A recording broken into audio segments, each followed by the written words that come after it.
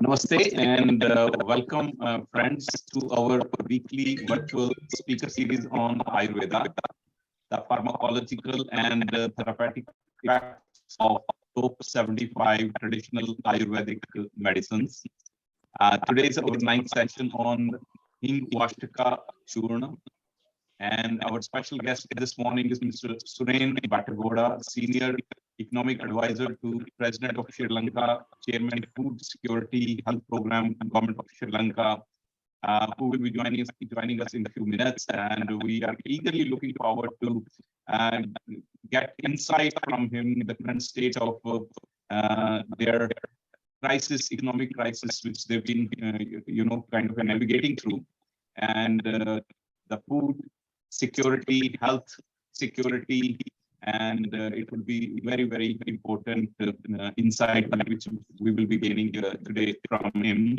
And we'll also have very special guest, Dr. Shanta Godagama, President Ayurvedic Medical Association UK. Thank you so very much joining, sir.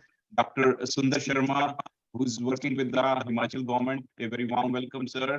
And the presenter today are Dr. Pawan Kumar Sharma, Vice President, Ayurvedic Drug Manufacturer Association of India, Kolkata, and Dr. Poonam Swarkar, Associate Professor, Mahatma Gandhi Ayurvedic College and Research Center, Wardha, India.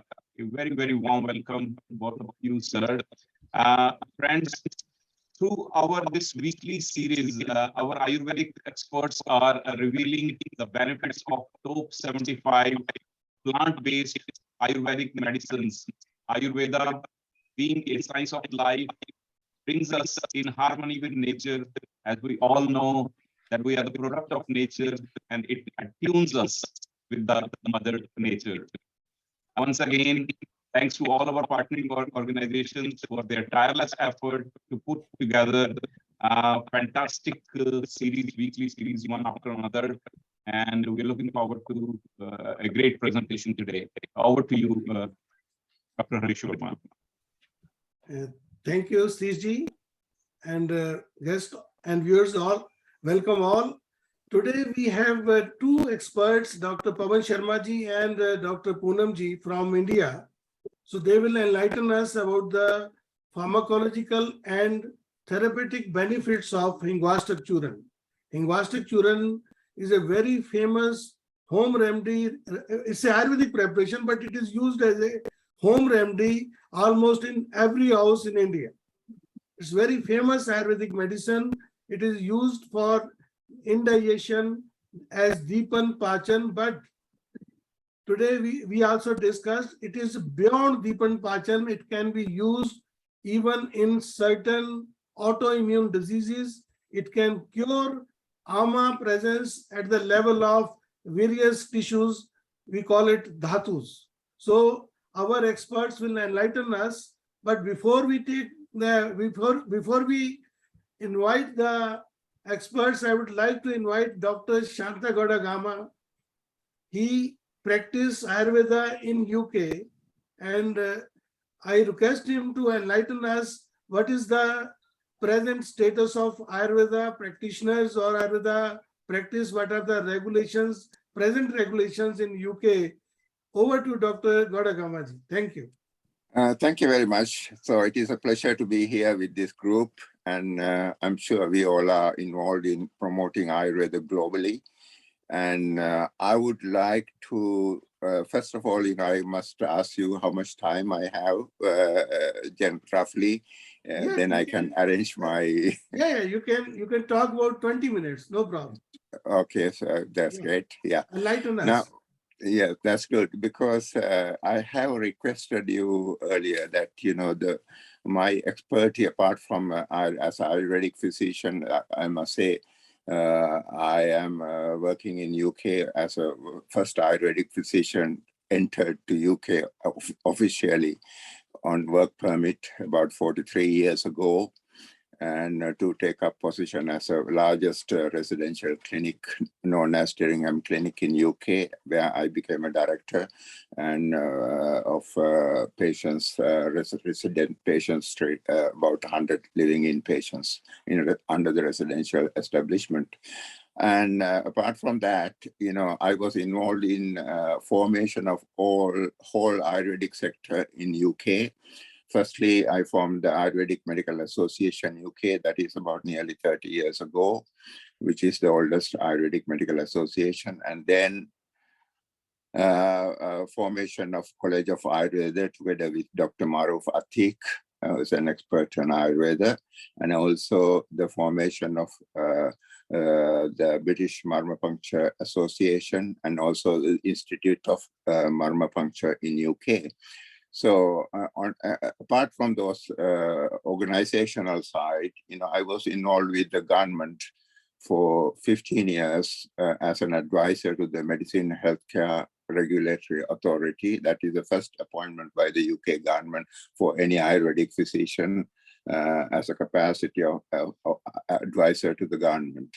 I will come into that, my work, what involved. I think it is all beneficial, particularly for manufacturing side, particularly Dr. Pawan involved in that. So that will be useful for him and also the whole of India to promote Ayurveda in Western countries. So as you know that, we had a hard journey in UK, particularly the opposition from the conventional medical system. And we had to fight through on various fields and various fronts and various government institutes. And I must say that we won the battle over the last 30 years. That means we have requested the UK government and forced the UK government to accept Ayurveda as a therapeutic modality. So that was our first obstacle we had, because there was very little known about Ayurveda in UK over 30, 40 years ago. And so we have involved in promoting, and finally we fought for the acceptance as a therapeutic modality alongside with the conventional medicine, which we won that battle. And then this is Ayurveda. Now I'm glad to say that it is accepted form of Ayurveda in UK. So it is not only my effort. I was leading the different fronts. Firstly, the Tony Blair's government, nearly 30 years ago, they because of the public demand for herbal medicine in the UK, and there was a demand for regulation, particularly from us as well as from the public. So regulation of Ayurveda. So that's what we fought for, what we call statutory regulation by that means regulated medical system in UK by the state. So, and first committee, the Lord Walton committee, I have given evidence on behalf of Ayurveda. And unfortunately, the report came quite negatively for Ayurveda. And where then we fought with the help of Indian and Sri Lankan High Commission in the UK, and the Indian government brought experts, scientific as well as on Ayurveda to UK, and had a seminar and to educate the Walton committee. And the Professor Walton, in the end, he agreed that he actually, in fact, he made a mistake, and the government of UK actually didn't take any action on his report. And in fact, he's it completely neglected his report. And later on, the second government came into power, and they have appointed another committee called, headed by Professor Professor Pippali, Vice Chancellor of the University of Hertfordshire. And I was giving evidence in that committee too on behalf of Ayurveda, which that committee report finally reported quite positively on Ayurveda. The Ayurveda should be regulated. So in this country. So following that, the last government appointed another committee. So this is all going along nearly over 30 years of time period to get this regulation in correct form, correct way, to acceptable way to the Ayurveda, not only for Ayurveda, Chinese medicine, and also the Western herbal sector. So finally, the last government appointed, headed by the Deputy Chief Medical Officer, Professor Walker, and the MP, David Trednick, two-man committee to prepare the final report for the government. So in that report, they clearly outlined that the Ayurveda should be regulated under the voluntary regulatory mechanism, very well, what you call well accepted, united community. So I must say that, there are several Ayurvedic organizations exist in the UK. So I have made an effort following that report. I have been working nearly last 5 years to form the British Ayurvedic Medical Council. So I'm glad to announce that to this audience that it has been finally been done, and we have achieved the council, and which is an acceptable form of organization to the government. The constitution, we have been working nearly 2 years to prepare the constitution. This is an umbrella organization for the Ayurveda sector, not only for the practitioners, it is for the manufacturers as well as other fields involved with related to Ayurveda. So therefore, everybody together now, we have formed the council, and it is functioning now, and we have opened there are the register for all the organizations and associations involved in Ayurveda. So that is the organizational side in brief, what we have done in the past. Now the subject come into the Hingwashtaka and other products.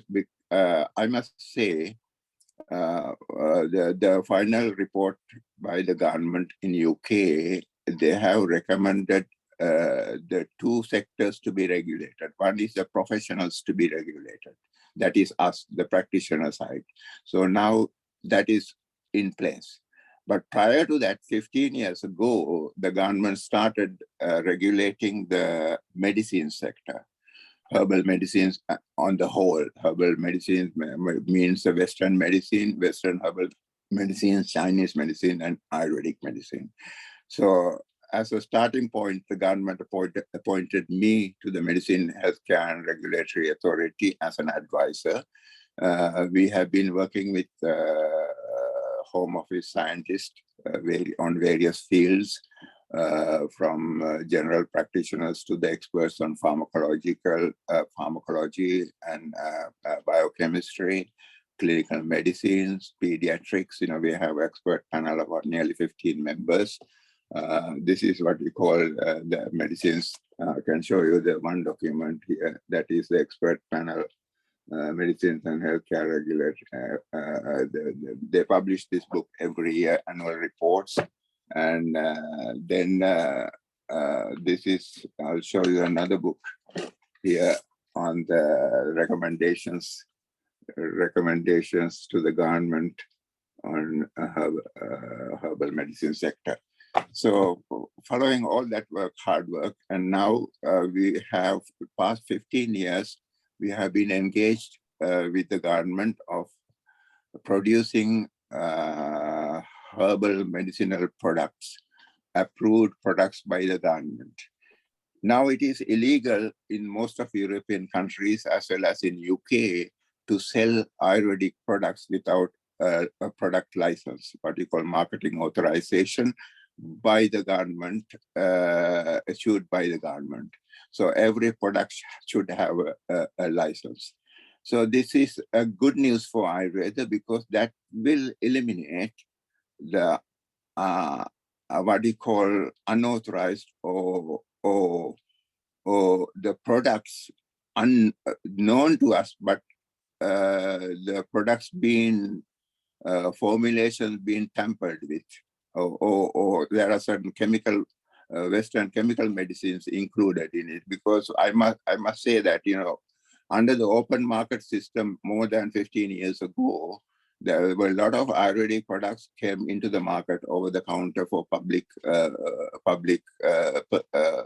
to buy, purchase from various health outlets.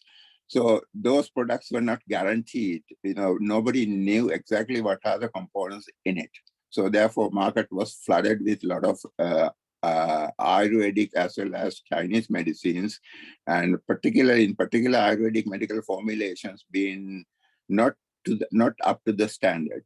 So that as a practitioner, we have identified those areas, and also the government also identified.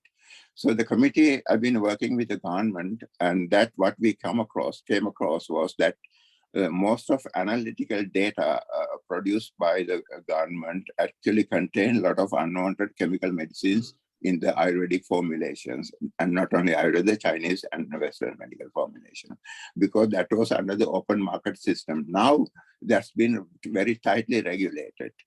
There have been past 15 years, we have approved nearly over 500 medicinal products under this scheme. That means the traditional use directive. The one of the areas we fought with the EU and British government was to accept Ayurveda as a medical system, but we cannot prove the efficacy or its effectiveness under the current scientific framework. So therefore, we have fought for the traditional use directive. That means any herbal preparation being used over 15 years in Europe or used over 30 years of outside Europe can be accepted as acceptable medical evidence to use under the indicated conditions. So therefore, the labeling, any product contain indications to the market, open market, should prove the efficacy, quality, and ingredients in it are to the standard, and the safety come with it. So safety, efficacy, and quality. So based on those three areas, we have been issuing marketing license, issuing license to the product. So applications, particularly, I invite Indian companies to produce, particularly Dr. Pawan, and involved in producing medicines. So in theory, it is okay that as practitioners, we can import Hingwashtaka Churna and all other preparations, but it is up to us to check the quality of the product come over to us. But if you are marketing this product, very soon or later, the companies will be applying for marketing authorization in the Western countries for this Hingwashtaka Churna. So therefore, they will have to submit the application, and the application procedure is quite simple, but the obtaining or granting the license for that particular product is quite difficult, but it can be done. So therefore, the government is expecting all those reports in there. Reports mean it is traceable, right? Like in Western medicine, so Western drug produced or given to the patients, and it's all been well tested to its effectiveness and quality and safety. So same way, Ayurveda Hingwashtaka Churna can be marketed in the Western countries because it is proven over the 30 years in India, particularly in India and Sri Lanka, Eastern countries. It has been proven as an accepted formulation for particular ailments, particularly involved in gastrointestinal tract. So they can indicate those under the indications list, they can mention those conditions we will be treating with Hingwashtaka Churna. But the company must apply for the license here in UK, and particularly once you get the license in the UK, it's very easy to get the license in other European countries or Western countries, because they will follow, it will be easier to, because and there are certain countries even they accept the British license. So therefore, that is the way forward. I can say that to the Ayurvedic community, that any product, there are several, almost all the products available online, but we cannot guarantee, and the recipient cannot be guaranteed where they come from and what is in it, the ingredients in it. Don't forget, we have the British government have isolated many Ayurvedic products containing unwanted material, particularly toxic material, and including Western medicine in them.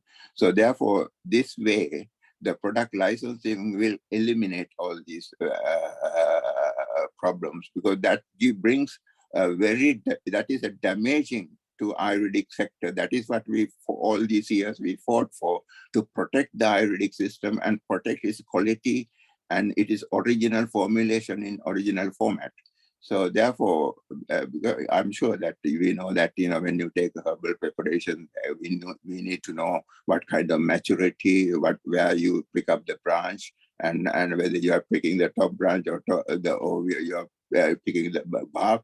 So there are standards being required by the Ayurvedic community, and Ayurvedic drug formula from Pharmacopoeia very well indicate, how to pick up the herbs. So this way, we can identify, there is a scheme in the Western countries, the yellow card scheme.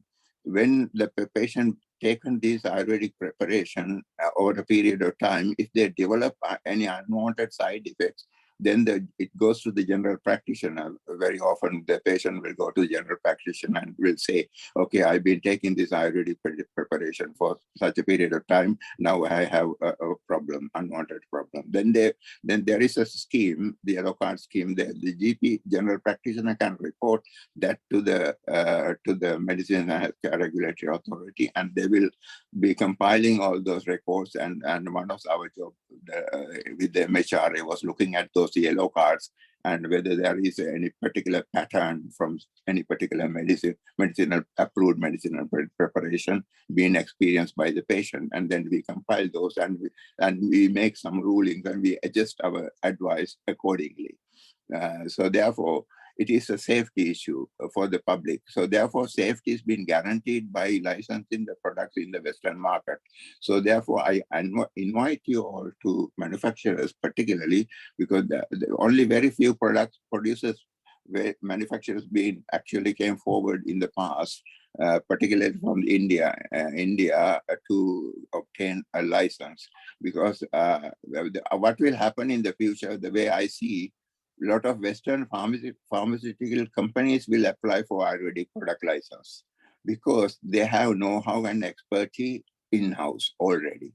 How to submit the application, what are the requirements, what are the safety issues and all that quality. And for example, if there is unwanted reaction, toxic reaction, they can, traceability is one aspect of the application. That means the product should be the producer or the product should by the practitioner should be able to trace back even to the plot where they pick up the herb. So then there can be some test, you can make some adjustments accordingly.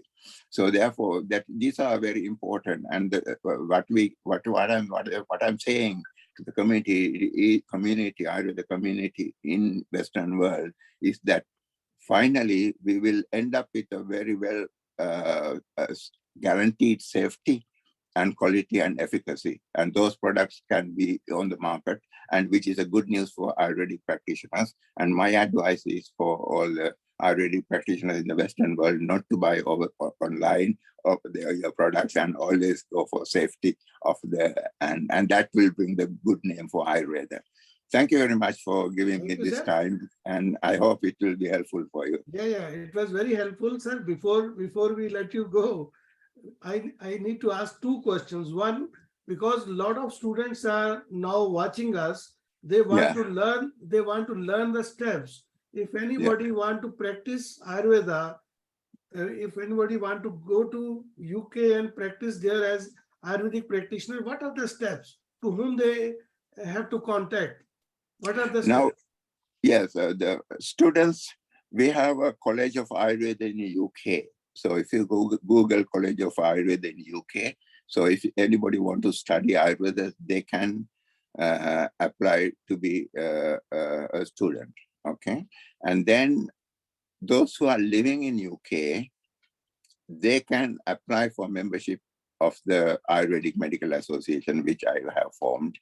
And there are several other organizations also under the umbrella of Ayurvedic Medical Council, like, for example, British Accredited Ayurvedic Practitioners Association, Ayurvedic Practitioners Association, APA. So there are several organizations. They can apply for membership after the qualification from the UK. But not only the UK, from outside UK, or for example, Indian students, they can, Indian practitioners, they can apply for overseas membership of the UK. But entitlement to practice in the UK, you must arrive in UK on legitimate way, right? Under the work permit, or as a student is a bit difficult because it is a part-time course and it's not full-time course. And it's, we used to be in the Middlesex University and the degree course, but because this university fees went up, high up, and therefore we came off for university status, and because we wanted to reduce the fees for Ayurvedic students. So therefore, anyone, the practice is not restricted. Anyone living in the UK, they can get the membership of the association, and we will guide them from the very beginning how to start up your clinic and how to obtain the medicines and where to obtain them, and all these the logistic facilities can be provided by the association or the council. So therefore, it is safe to practice here in UK, and it is open. And second, sir, is there any list of traditional Ayurvedic formulations available in UK? Is there a list?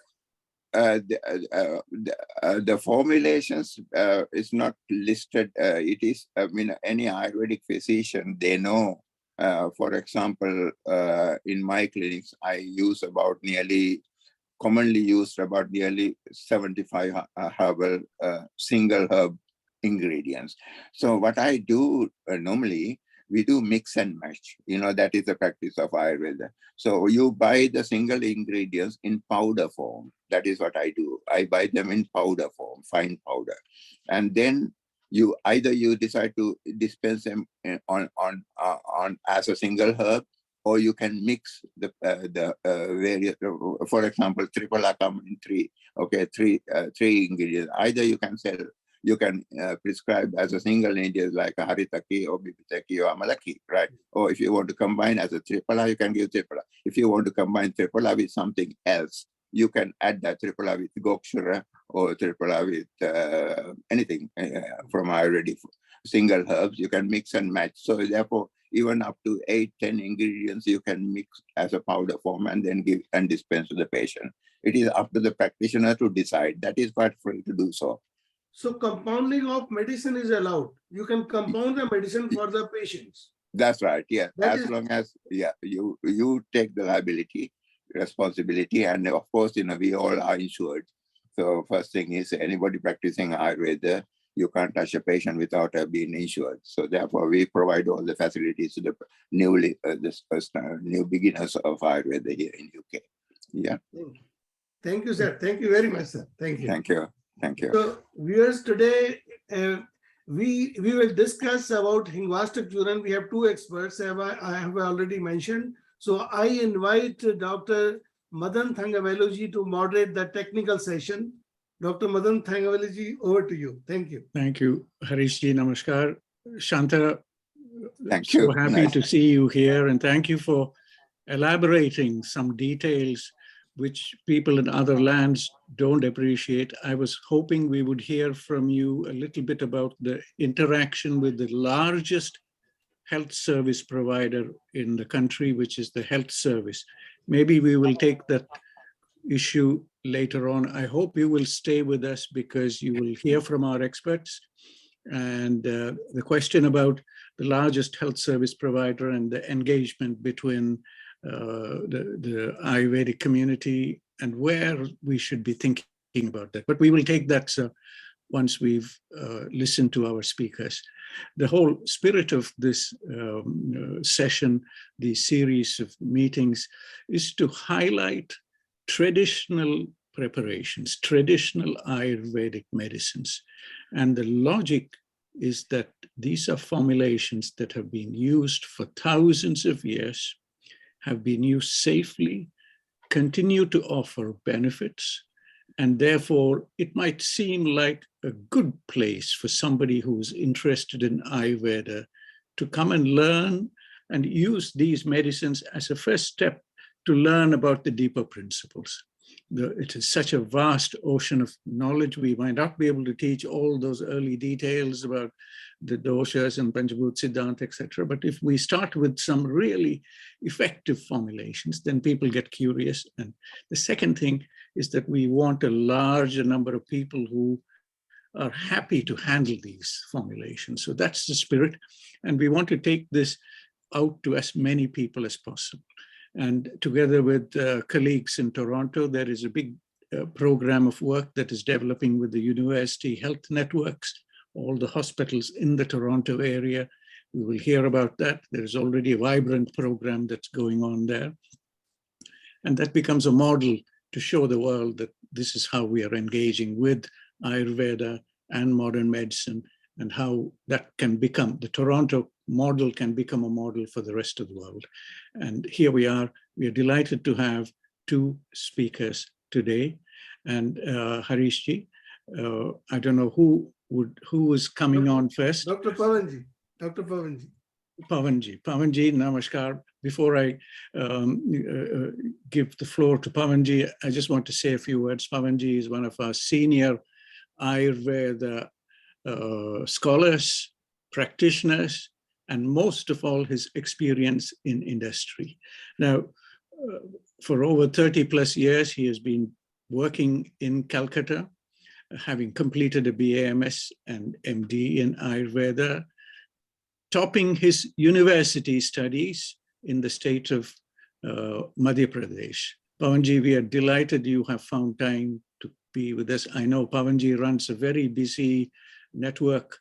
As you can see on the back of his poster, there is an independent research ethics society. He is the convener for that research ethics society, which brings together Ayurveda practitioners, scholars from across India and across Asia. One of his wishes for the future is to develop an Asian health organization. He's discussing all of that with people across different countries of Asia, and Sri Lanka, of course, is a very important part of all of this. Pavanji, thank you so much for being with us. We cherish your experience that you have had with industry, extensive experience, and thank you for being here with us. I know you're both an expert on all of those domains with an MBA too, and with that business expertise, but at the same time with intimate knowledge that comes from 3 to 4 generations in your family with Ayurveda. The floor is yours, Pavanji. We look forward to learning from you about this traditional formulation, and we look forward to your inspiration here. Thank you for being with us. Namaskar. Avirbabhuva kalasham dadadarna vadya piyucha purna mamaratva krate churana rugjalajina janata janita prachanto dhanvantaricha Bhagavan Bhavikaya Bhuyat Shri Dhanvantraye Namaha. Om Shanti. After praying, Lord Dhanvantari, the Lord of Ayurveda, I would like to communicate my sincere thanks to the organizers, Dr. Harish Verma ji,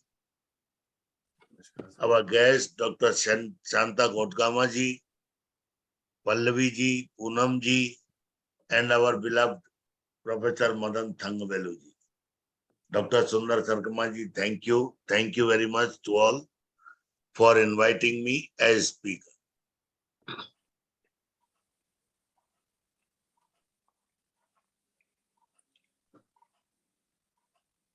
I would like to communicate the complete, I don't know how much I can satisfy the dignified audience. History and myths. The main ingredient of Hingwashtaka Churna, Hingwashtaka. Hingwashtaka. U and A joins together and Hingwashtaka is formed according to the principles of Sanskrit.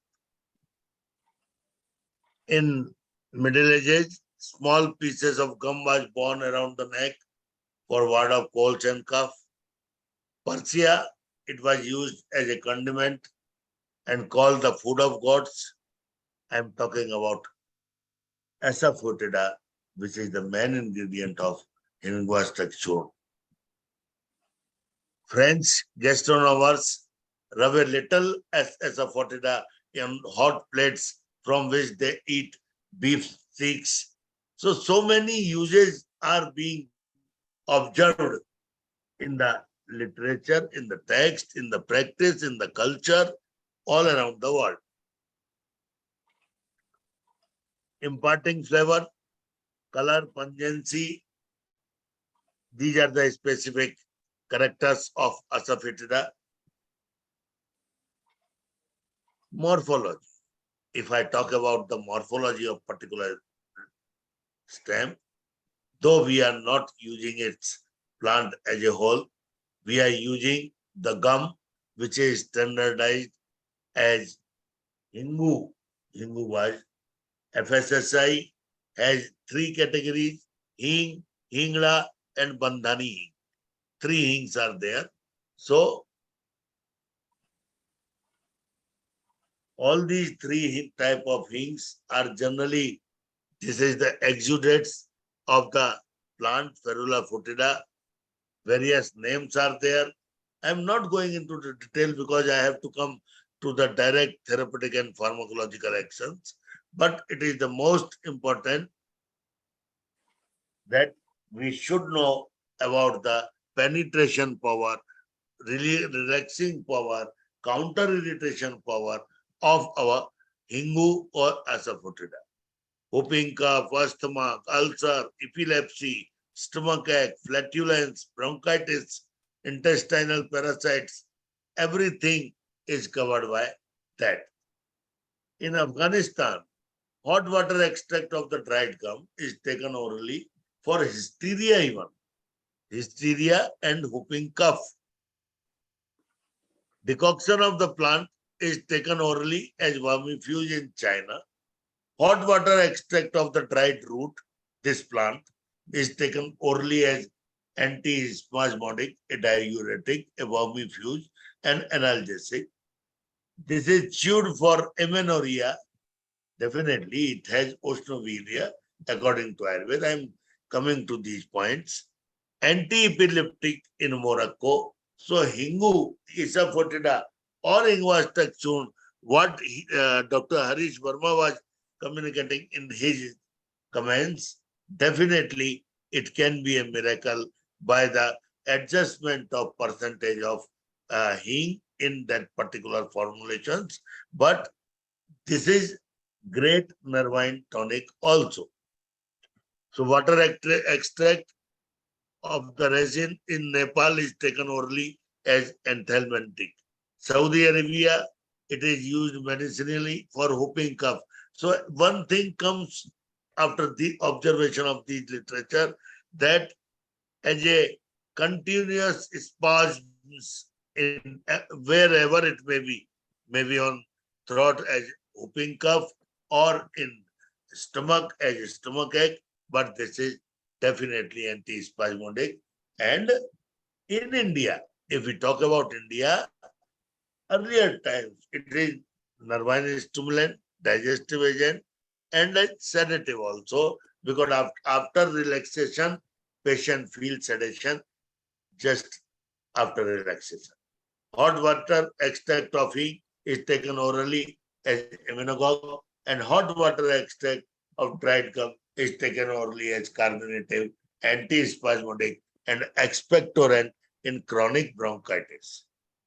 Dried extract with Brassica alba and rock salt is diluted with vinegar and taken orally as an abortifacient, because in amenorrhea we also observed, not only observed in village, rural area of India, generally it is the first try along with the languli.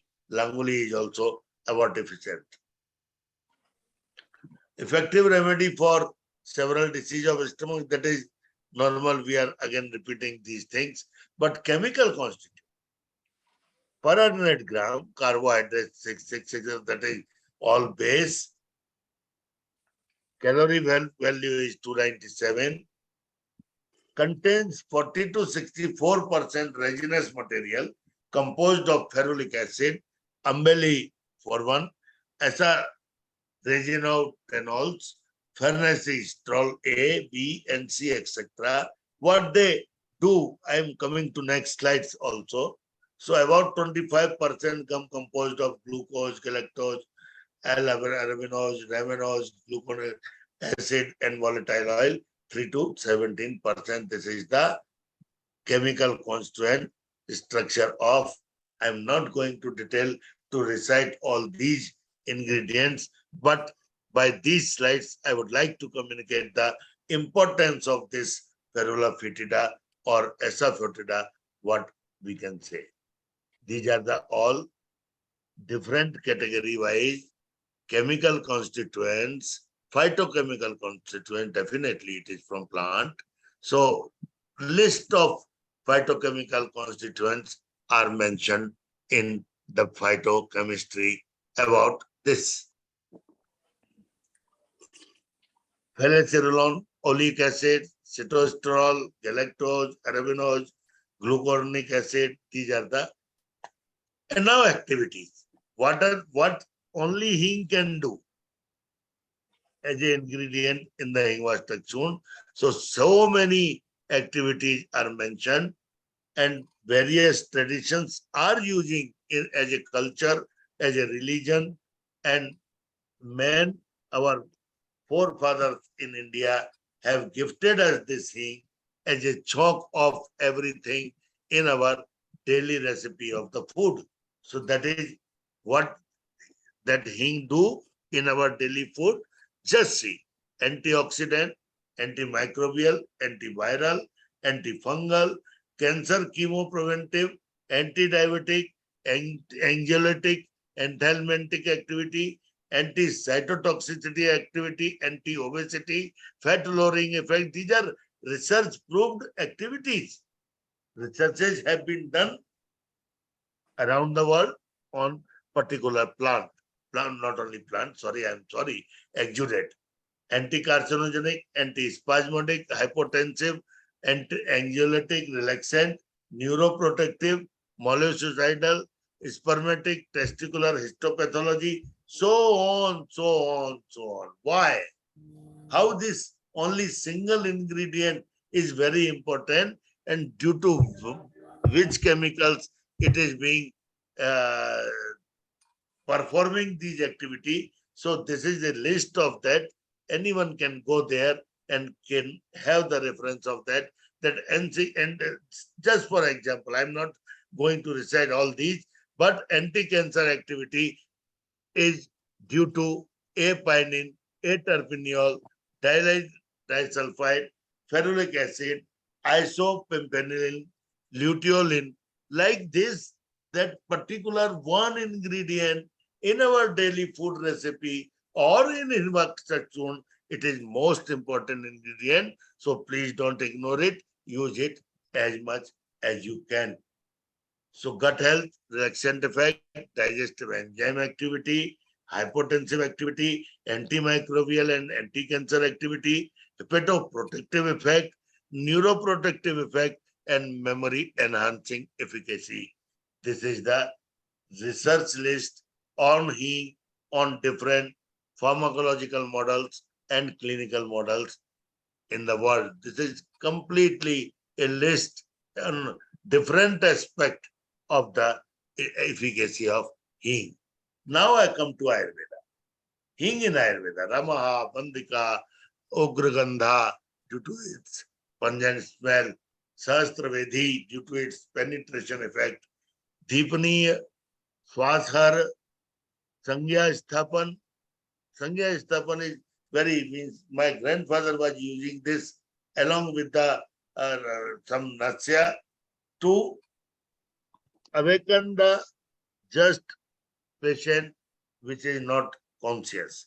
So I have seen this long back, before 40 years, 45 years. Ashtanga document Hing as powerful remedy against digestive problem, flatulence, toothache, in toothache also. Yes, I've forgotten this. Hing you can put on your toothache portion like the milk of papaya. So we will not be diluted to other cardiac problems due to gastritis, chaksusya, pachan, anuloma. Charak. Charak has described this particular ingredient in Deepaniya, Swashar, Sangya Sthapan. That means this is the particular Hingwa. It may be Hingwashtaka Churna, it may be Hing also, but it is the medicine, it is the remedy for spasm during bronchitis, severe whooping cough, or asthma also. Susrut, Pippali, and Uskadigan, Bhagavad, Pippali, they have classified like this. Ayurvedic property, Katu, Lagu, Snigdha, Tikshna, Katu, Ushna, Virij, Ushna. So it is abortifacient. It is the remedy for amenorrhea as Ushnavirya. But this has effect on all dosas, particularly in emergency cases also. But in Pitta Prakriti, the Hing should be taken regularly, not doubt, because we are not taking Hing in various quantity. So Ayurvedic properties are also there. Ayurvedic therapeutics. Now I am coming directly to Hingwashtaka.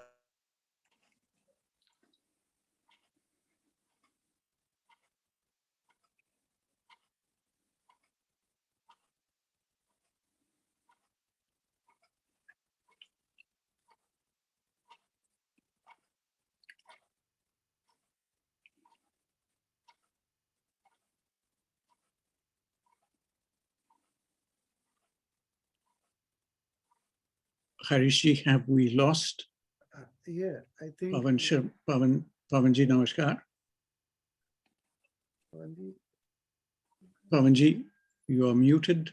I think it's only his, the internet. That's frozen, looks like. Oh. His internet. Balaji, very happy to see you here. Namaskar. Likewise. Likewise, everyone. So while we wait for Pavanji, perhaps we can get a few words from Balaji. Namaskar. Namaskar ji, namaskar. Namaskar. Thank you for being here with us. Naranji is also here with us. Naranji, namaskar. Apologies for this. There is some problem with Pavanji's connection. This is, many people will not believe that when rains arrive in India, some of these problems happen. Not many people in the world know that India gets heavy rains and there can be disruption from this. Anyway, we'll wait for Pavanji, see how and I think if Dr. Verma, if you want to call him on his landline or something, so that it was interesting. It was a very, Pavanji, we are very fortunate to have Pavanji because he, as he said, he has several generations of Ayurveda practice and scholarship in his family. His grandfather used to be the Rajvaidya for the Scindia family, and so on and so on. So we always learn from a very deep source of knowledge that Pavanji offers. Naranji, we are very happy to have you here with us. And for viewers who are wanting to know a little more about the plant, while we wait for Pavanji. Oh, he's back. Pavanji, namaskar. Thank you. We lost you, Pavanji. We lost you in between.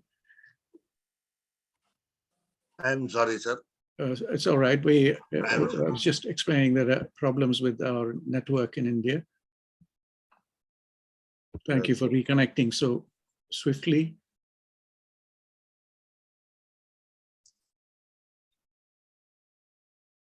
Pippali, Maricha, Shunthi, dry ginger. Just a sec, I'm doing it. Ajmoda, Ajwain, Saindhava Lavana, rock salt, Shweta Jiraka, Krishna Jiraka, and Hing. These 8 ingredients are the constituent of Hingwashtaka Churna. Trikatu, Majmoda, Saindhavam Jirakam Dve, Samadhanan Datanam, Ashtamo Hingvaga. Ashtamo, these all combined, and Ashtamo Hingvaga means 1/8 of all total quantity. Pratham Kavala Bhuktam Sarpisa Churna Metat Janayati Jatragnim Vat Rogan Chanti. This is the right Agnimandir Rogadikar Bhaisaj Ratnavali.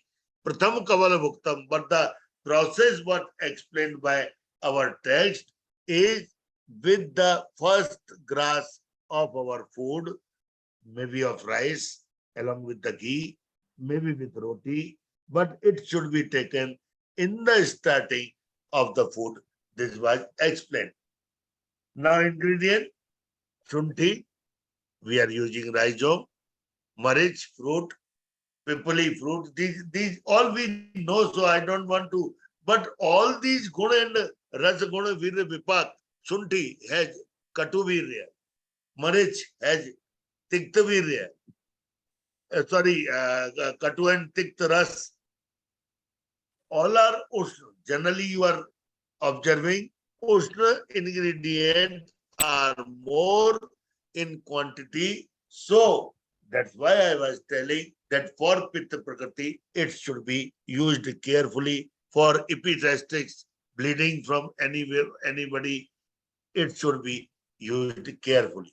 Saindhava Lavana, Virya Sheath, Shweta Jiraka, Virya Sheath, again Krishna Jiraka, Virya Ushna, and Shuddha Hingu, that is Virya Ushna.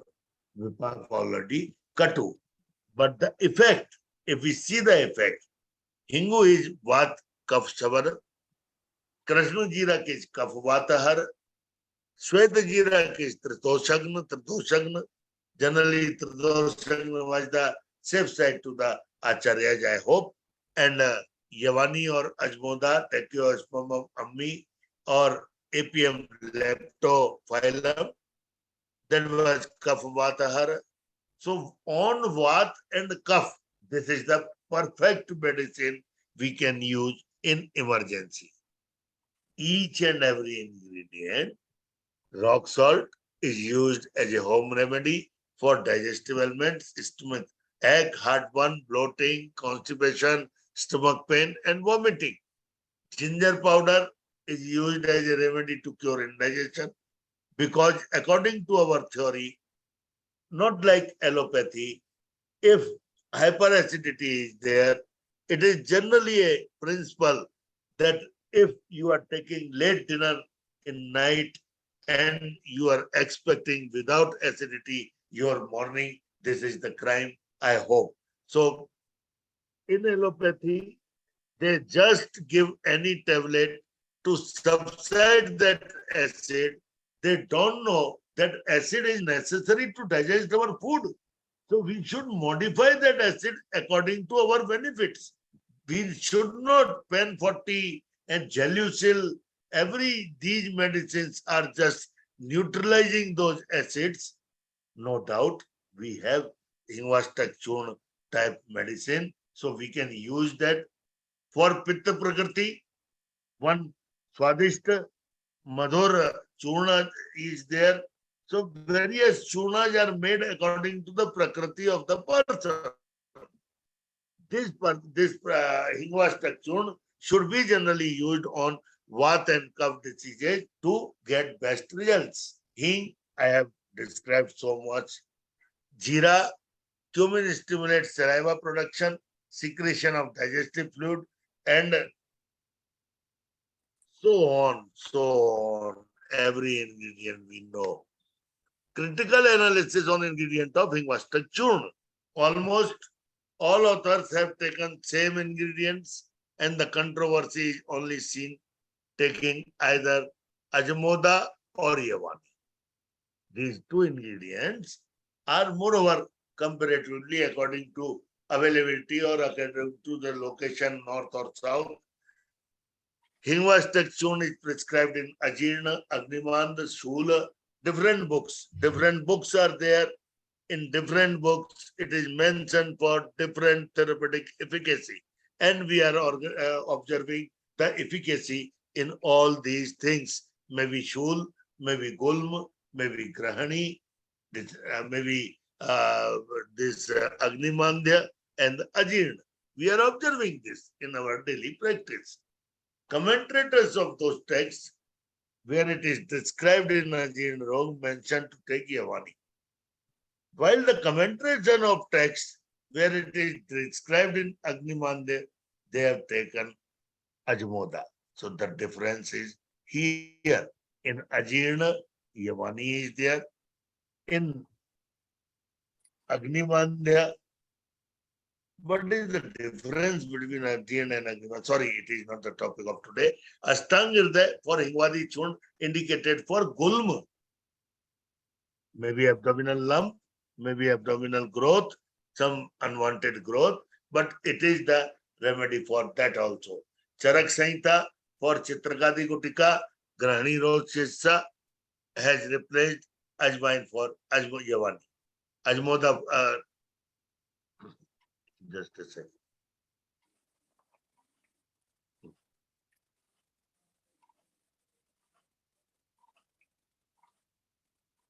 Dipika. And Ajwain for Ajmoda. Ark Prakash mentioned Yavani Ark as Pachan. So Ajmoda Ark is used for Vat Kapha Rog there in Hingwashtaka Churna. Various ingredients have been changed in different texts. Ayurved Sar Sangra, Yavani Ark, for Mandagni, Ajirna, Gulma. Ratnaprabha commentary of Chakradatta and Vedikiya Parivasa Pratipa, Yavani should be used for internal administration, while Ajmoda is used for external application. This is also the different text is there. And we can see this in Pralepa or Pradeha or Alepa in what was the practice. In Dashangalep was very much in practice when I was studying. Now it is out of the market because of these bombs or etc. So standards for Yavani already available as per FSSI. Ajmoda, FSSAI. Ayurvedic Pharmacopoeia again have different opinion, but that is similar to that. So every ingredient has been standardized by API or this phytochemistry science. Krishna Jiraka, the Jiraka may be Carum carvi, or fruit of Carum bulbocastanum koch, known as Kala Jira or Shimai Singram, is commonly used as substitute, but the API does not recommend it. That means Carum carvi for Krishna Jira, we have to use it. Hing. Now, this was the question of Dr. Harish Verma before this program, that which Hing should be used. So, according to FSSAI, 3 types of Hing is available. Hing, Hingla, Bandhani. variety of hing to be taken for preparing Hingwashtaka Churna is very confusing. Ferula foetida regal and Ferula narthex voice are recommended.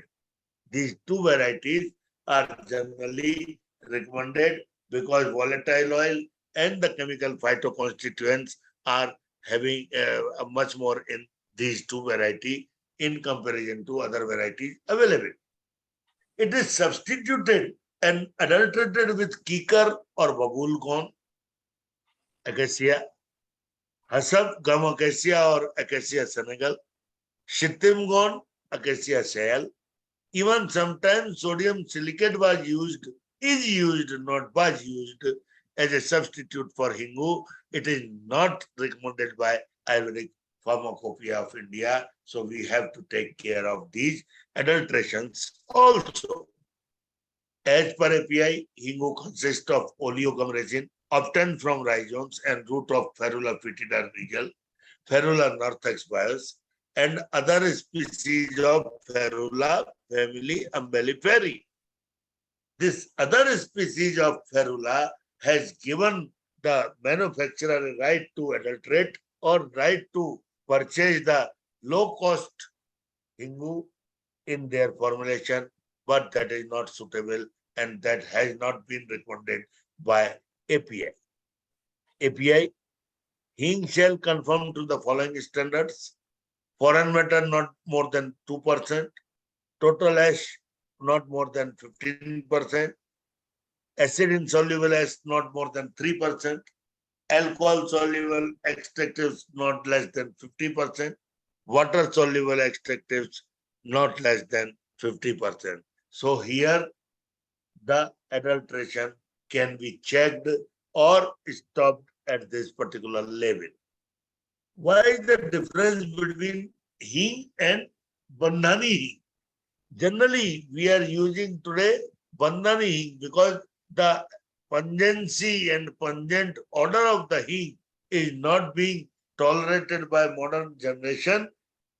Our generation wanted that hing chok should be more pungent, more gone, but now that has been compounded with starch, besan, like that. So FSSAI told hing is a oleogum resin and does not contain any colophony resin, galbanum resin, ammoniacum resin, or any other foreign resin. Compounded as asafoetida means bandhani hing is composed of one or more variety of asafoetida. Irani, Pathani, dono miladi, both are mixed, and gum Arabic, edible starches, edible cereal flour, besan like that. So that standard is also now regularized by the FSSAI in India. So this I have already communicated, so I don't want to repeat it. So the mode, now mode, what is the mode of action? It is the first question FAQ by the modern world. So according to Ayurvedic principle, Rasa, Guna, Virya, Vipak and Prabhav, we can explain the each and every action of Hingwashtaka Churna. Trikatu, Ajmoda, Yavani, Saindhava, Jiraka, Sunthi, due to its Kasurasa. I'm not going to read all this, but I hope my time is also over. Then also, I would like to communicate that every ingredient has a logic, why it is mixed with the Hingwashtaka. And in Agni Mandya, we have the effective, definitely scientific logic that due to our Katu Rasa, Ushna Virya, it increases the Agni, thereby relieves the Mandagni. Sunthi is described as Ruchyam, that means it brings taste to the mouth. Due to a strong Katu property, ginger purifies the tongue and throat, thus relieves arochak, anorexia. It helps in elevating Vata, Kapha and Pitta, all. Shunti Churna due to its Katurasa and Agni Deeptikara Karma, does the Agni Deepan, and due to Katurasa and Tikshna Guna, does the Pachan of Amadosha this is the best medicine for digestion of Am dosa at Dhattvagni level. Because my concept is that Am is not that Am which we are considering in hyperacidity. That is not Am only. Am is there because Dhattvagni is more important. Chadragni communicate everything to the Dhattvagni, and Dhattvagni Am is the more important toxin or endotoxin. I consider these as endotoxins in the body, and for those digestion of those endotoxins, this Hingwashtaka Churna is the best remedy. Agnimantra means every ingredient. If you have time, I don't know, but I can read everything. But Maricha, Usna and Katu, I have explained every ras guna virya vipak of the ingredient, and we know the Usna guna can help. In modern, just see, in modern nobody give Usna in hyperacidity, but this is the Ayurveda where we want to digest our extra acid or our arm in Dhattvagni or stomach level.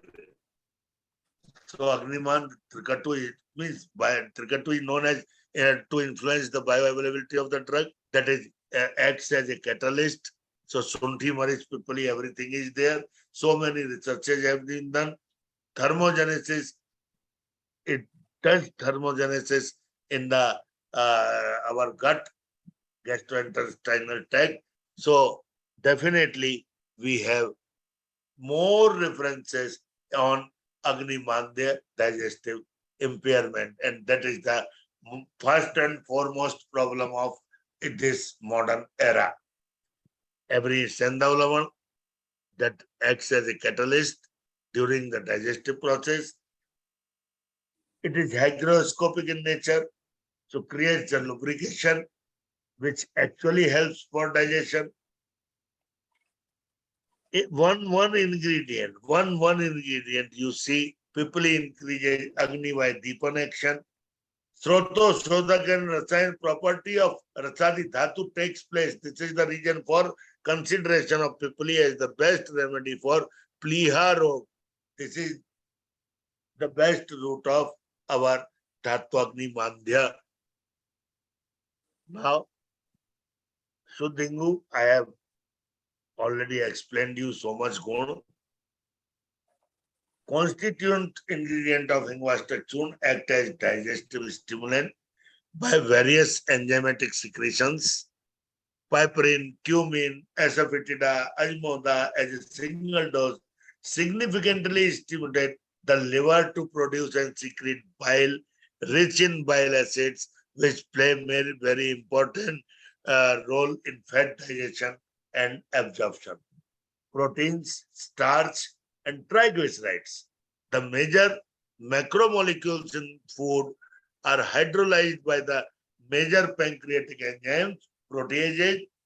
This is activated by Hingwashtaka Churna. So dietary intake of spike principles, piperine, ginger, foetida, ajwain, significantly increase lipase activity. Pancreatic amylase activity is elevated by ginger only, and piperine dietary foetida and cumin also significantly enhance the activity of pancreatic amylase. So this has the direct relation with our perfect digestion, and this is research proved in various researches. Ginger inhibits both acetylcholine evoked and electrically induced smooth muscle contraction. So spasm, this is the second guna. In spasm, it is very effective. Maybe in whooping cough, you can because direct Hing cannot be prescribed, but we can prescribe Hingwashtaka Churna or Hingoli in whooping cough also. Why we are thinking for only Khadira Divati, Lavanga Divati, Ela Divati according to the prakriti of a person? We should also think Hingoli if a person is having whooping cough also or colicky pain also. In our India, this is a tradition that foetida, generally dissolved in hot water is being applied on the stomach when advan is there, bloating is there, and person is not getting rest by any medicine. This is the example of penetration power of that. For Hingwashtaka Churna, I would like to say here, Trikatu is there, Hing is there, counter irritant is there, relaxant is there. If a person get injured, not that injured, that cut or rashes or bleeding is there, but that is closed injury, suppose it is the safest muscle relaxant. You can make a paste and put on that particularly knee or ankle where the injury is. So this is also ginger. Proven efficacious in inhibiting the intestinal, gastric and colonic motility and spasmolytic activity of ginger. It is attributed to gingerol that was found to inhibit PG biosynthesis and serotogenic activity. So celery has also anti-spasmolytic property, which is especially beneficial in relieving GIT spasms. Celery has potent COX-1 and 2 inhibitory anti-inflammatory activity and has a potent nociceptive and analgesic effect. Shweta Jiraka as well as Krishna Jiraka seeds are prominently considered and astringent and used in the treatment of mild digestive disorder, diarrhea, dyspepsia, flatulence, morning sickness.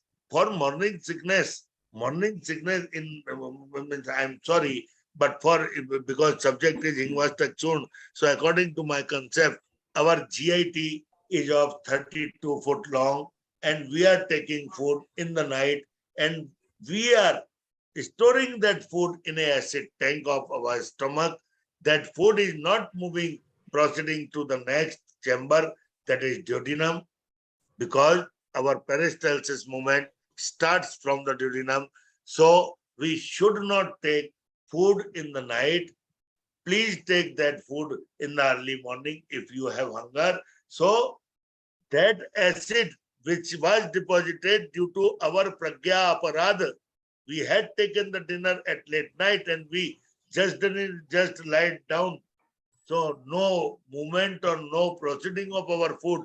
That food was proceeded in the morning when we stood in the vertical position and then went for toilet or brushing or everything. So why don't we have that food in the morning to avoid the armor in our body? It is very important. For example, I have left that food from last 4 years due to this arm and bulging of the morning sickness. Pavanji, I'm going to, Pavanji, namaskar. I'm going to, several questions are coming through. Sorry to interrupt here. The first question that's coming through is how you would recommend the use of Hingwashtaka Churna as a tablet form or as a capsule. I don't know what the formulations are available. Number two, the popularity of this in India today. Two small questions. We will take those two small questions before we go to our next speaker. Pavanji, questions for you. In my opinion, sir, in my opinion, 1 tablespoonful Hingwashtaka Churna dose is much better than those 2 tablets of 500 mg. Number one. Why is this?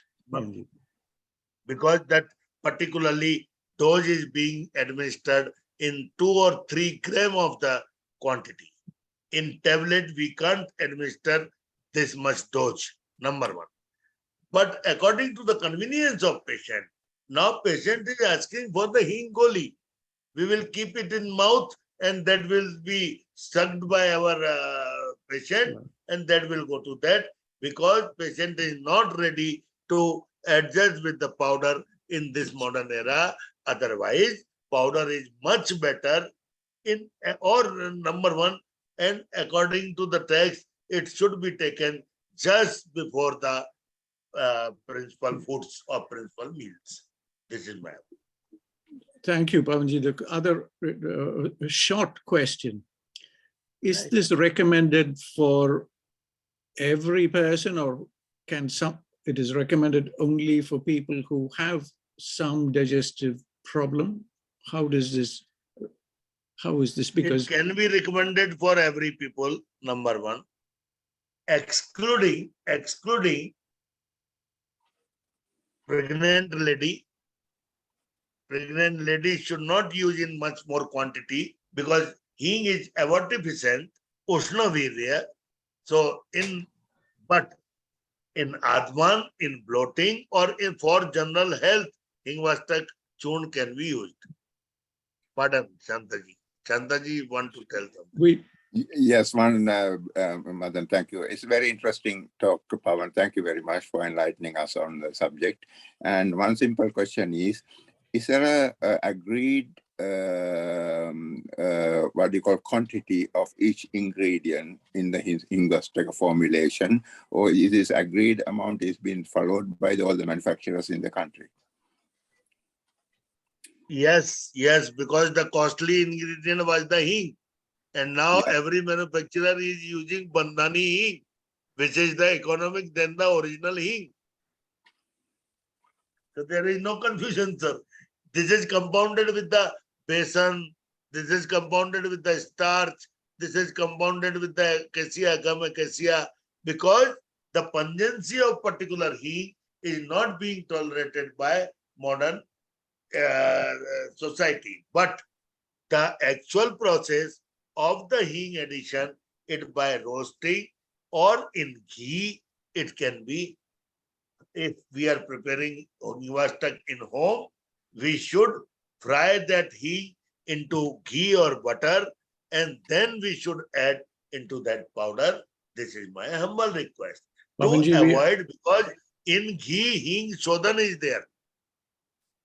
Hing Shodhan is by the ghee.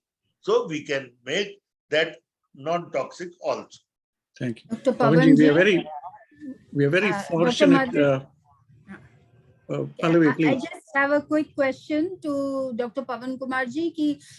For hypertension with the Saindhava, that is the salt content being high in Hingwashtaka, what would be your say in that? Hingwashtaka Churna can be taken in hypertension, definitely. Hypertensive activity is there, though.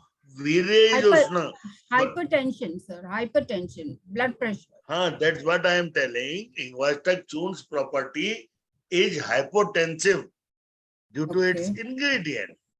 Because of the prabhav on vata. It is effective in vata roga also. It is effective as an external application on the closed injury where bleeding is not there. So this can be considered as counter-irritant, relaxant, anti-spasmodic, everything. Thank you. And for safe side, it should be taken as a appetizer or carminative before taking the food with first glass of the principal meals. It can be taken twice. Thank you. Pavanji, Pallaviji, we are very fortunate, and Professor Dr. Gurgamaji, we are very fortunate to have Dr. Surendra Sharmaji, who is coming to us. He's the Deputy Director, the technical side, from Himachal government of Himachal Pradesh. And Surendraji, namaskar. Surendraji himself is MD in Kai Chikitsa from the reputed Jamnagar, Gujarat Ayurveda University. Like Pavanji, both of them are graduated from Jamnagar. We are very fortunate to have Surendraji here with us. Surendraji, namaskar. Namaskar, sir. Thank you so much.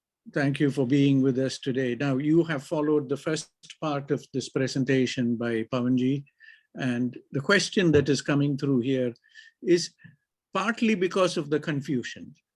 The confusion is you have many textbooks, you have many formulations, as Pavanji says.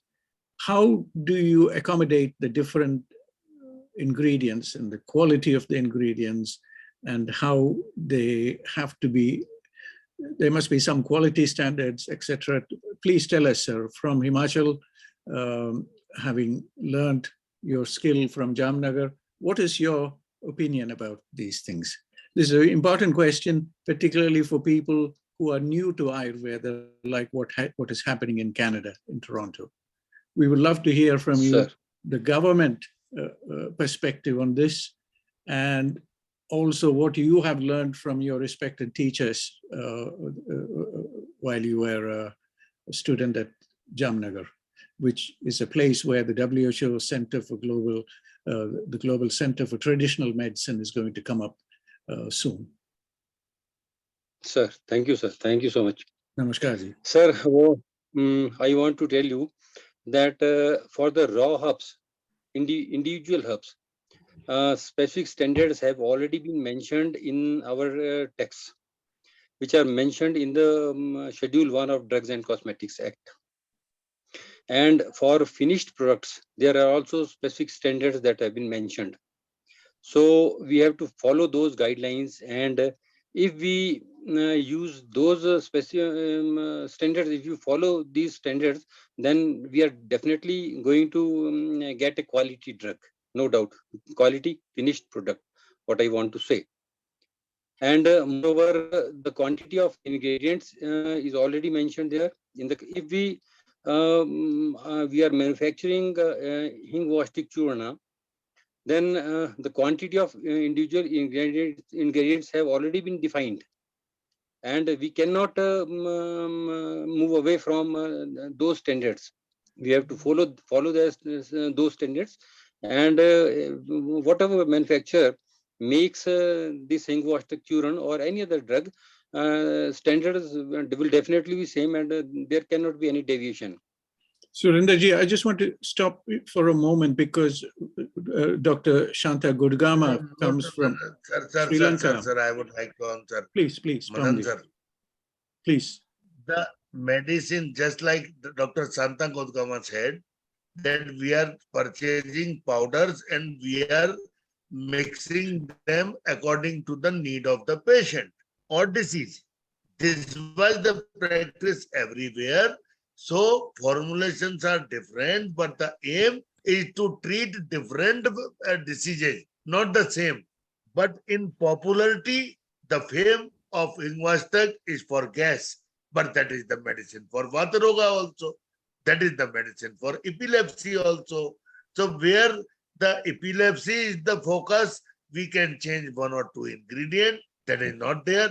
But the manufacturer is abided by the rules. So manufacturer cannot be deviate, but the formulation or approved books now in Schedule 5, previously in Schedule 1, can be quoted there as reference. This is my humble. Pavanji, I would like to hear briefly from Shantaji before we move to this next speaker, but Surendraji, please stay with us because we will come back to this point. From Shantaji, Dr. Gudgama, the question here is, does Sri Lanka have a different formulation particularly for this Hingwashtaka Churna? Do you have a different formulation that is to your government standards, or do you follow India's API? We do. Yeah, we do follow the Indian standard formulation here in the UK. And the question is now, it is interesting, these two views on Pavan Sharma and Doctor. And yes, in my talk, I mentioned about the single herb preparation, and you are mixing and matching the patient. That's what I wanted to hear from Dr. Pavan, whether we can, Hingwashtaka can be, all these 8 ingredients can be mixed and matched according to the patient you have in front. Then the second thing is the doctor mentioned that it is the standard formula. That means the accepted ingredients in certain quantity on 8 is being standardized by the Indian government, Ayush, and then or other authority, that all the manufacturers follow the same product. Thank you, Shantaji. Please stay with us because we will come back to this important point about harmonizing the formulation. We will take Pavanji's very important point about how there is an opportunity to change the formulation marginally for different patients and different conditions. We'll come back to this point because this is something that a lot of people in outside India, or maybe a lot of people in India, don't appreciate, that the practitioner can be a very skillful person who can decide based on the patient's needs what it is that's required. So Sundarji, thank you. Please stay with us because the very important point that we'll come to after we come to our next speaker. Pavanji, thank you very much for sharing so much detail in an extensive presentation. We look forward to learning more from yourself as we complete our next speaker. Now, I welcome here our second speaker. Namaskar ji. Poonam ji, namaskar. Namaste, sir. Poonam ji, namaskar. Namaste, sir. Namaste. Namaste. Thank you for joining us today from Wardha. The floor is yours. Shall I start, sir? Yes, please. The floor is yours. Thank you for joining Yes, us sir, today. Poonam ji. Yes, sir. Maybe before, just if you could tell our audience a little bit about yourself and why you have chosen Ayurveda and the specialty and your excitement of Ayurveda, because we have a lot of young people viewing from different parts of the world and they want to hear from you, directly from you, why you are in Ayurveda and the excitement in this area. Thank you for being with us today. Namaskar. Yes, sir. Thank you very much, sir. Sir, my voice is audible, now? Very clear. Okay, sir. And if it is visible. Yes, we can see your PowerPoint. It's very clear. Sir. Yes, sir. First of all, good evening to all respected dignitaries on this virtual dais. And actually, we are already fascinated with the speech delivered by our eminent speaker, Dr. Pavan Kumar, sir. And actually, sir has made my task very easier by making the basic platform regarding the utility of the Hingwashtaka Churna. And he also enlightened over the various aspects of Hingwashtaka Churna, specifically in context of physiochemical analysis, even research content, biological activities, etc. Actually, I would like to give answer of your sir. That is, sir, to ask me why I have selected this profession or why I am here. Actually, sir, we are already aware about that the Ayurveda is a very holistic science. And in the conventional science, yes, it is good. And there is no any challenge towards this conventional science. But actually, sir, in certain conditions, there are certain limitations to this particular science, specifically in case of autoimmune disorder or specifically in cases of chronic disorder. And as per Ayurveda, the prevention of the disease, it is the first and basic aim rather than its cure. So actually, I like this principle of Ayurveda very, very much, because until and unless we can we maintain our physical and mental health in a very rational manner, then ultimately we can prevent the further disease process also. And in Ayurveda, there is the exclusive elaboration of various preventative aspect of therapy, specifically the Panchakarma therapy. Actually, it is my specialization, because Panchakarma, it is a wide range of, it consists of a wide range of treatment. And in my clinical practice of 12 years, I have seen a very encouraging result, such as osteomyelitis, even multiple neuron diseases, etc. So I have a very, very much belief in our Ayurvedic practice. And I think if we make the proper selection of proper treatment regime according to the clinical conditions, according to the type of patient, then definitely success is ours. Thank you, Poonamji. Thank This you, is the message everybody wants to hear that prevention is a very important aspect of Ayurveda. Thank you for being with us today. We look forward to learning from you. Yes. Poonamji, there is a little bit of crackling in your microphone.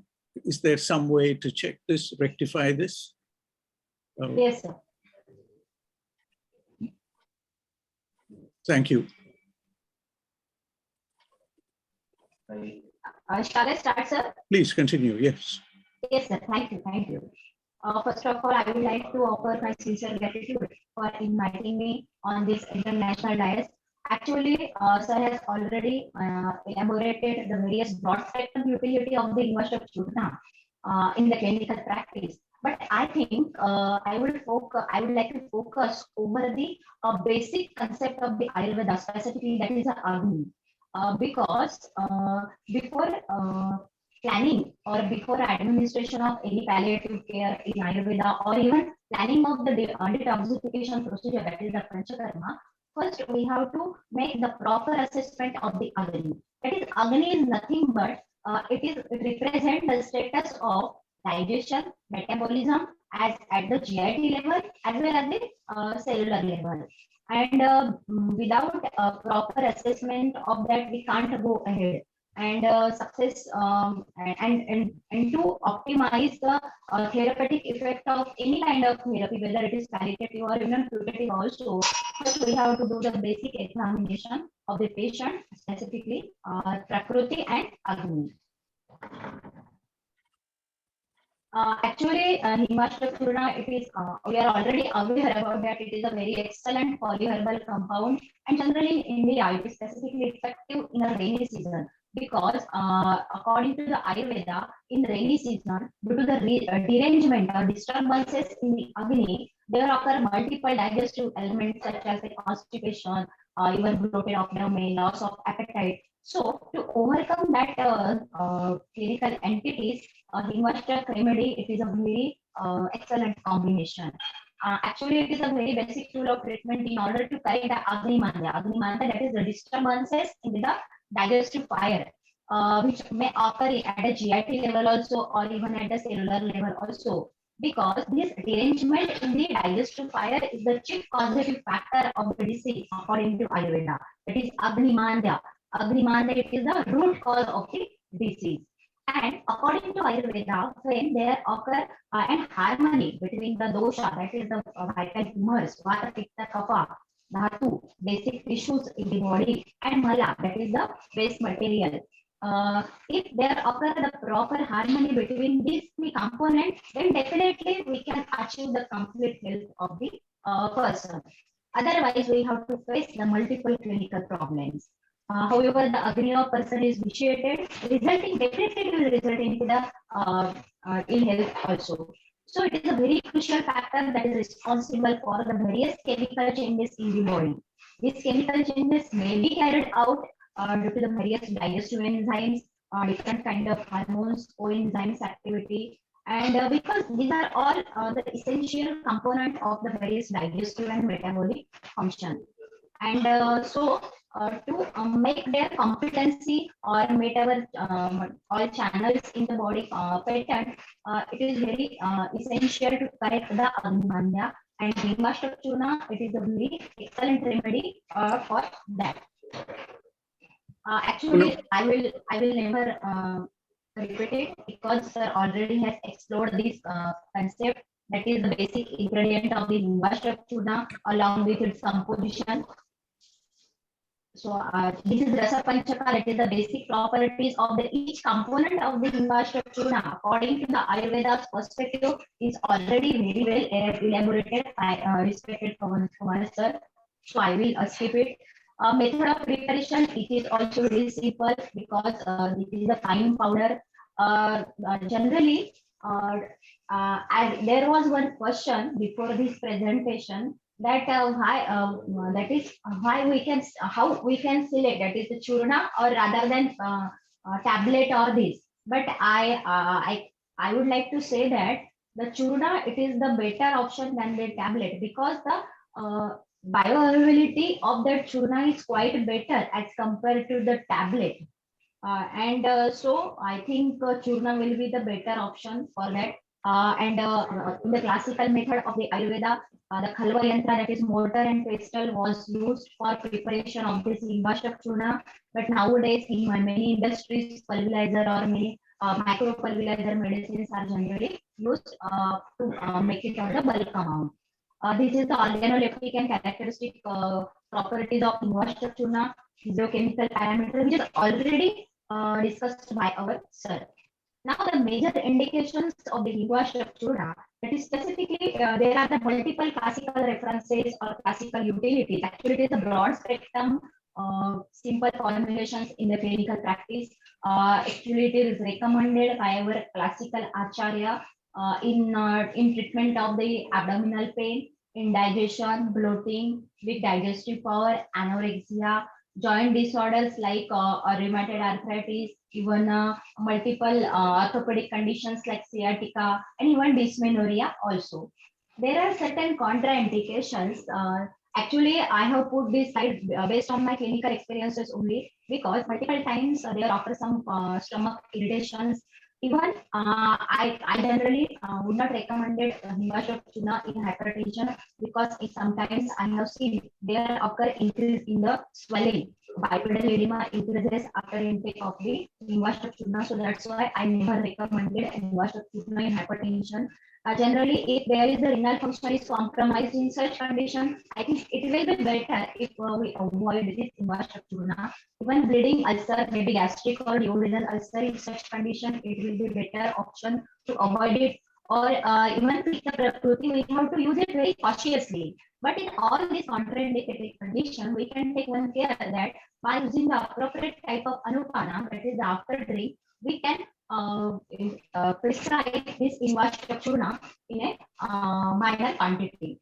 Poonamji, Please. my Yes, sir, please. apologies. There is a comment coming here that your microphone your audio signal is not clear. If you are you using a microphone? Yes, sir. Yes, sir. Okay, that's much better. I think there were some things, if you can, if you would be grateful if you can position your microphone a little more. Yes, sir, I am using, sir. Okay, much better now. Thank Now you. it's better, yeah. Much better. Now it is okay, sir. Much better. Yeah, Thank now you. it's better. Okay. Thank you. Okay. Thank you, sir. Thank you. Apologies. Continue. In the Thank you. clinical, actually, in the clinical practice, I have observed certain side effects also. So I have put here, that is the chronic amla pitta GERD.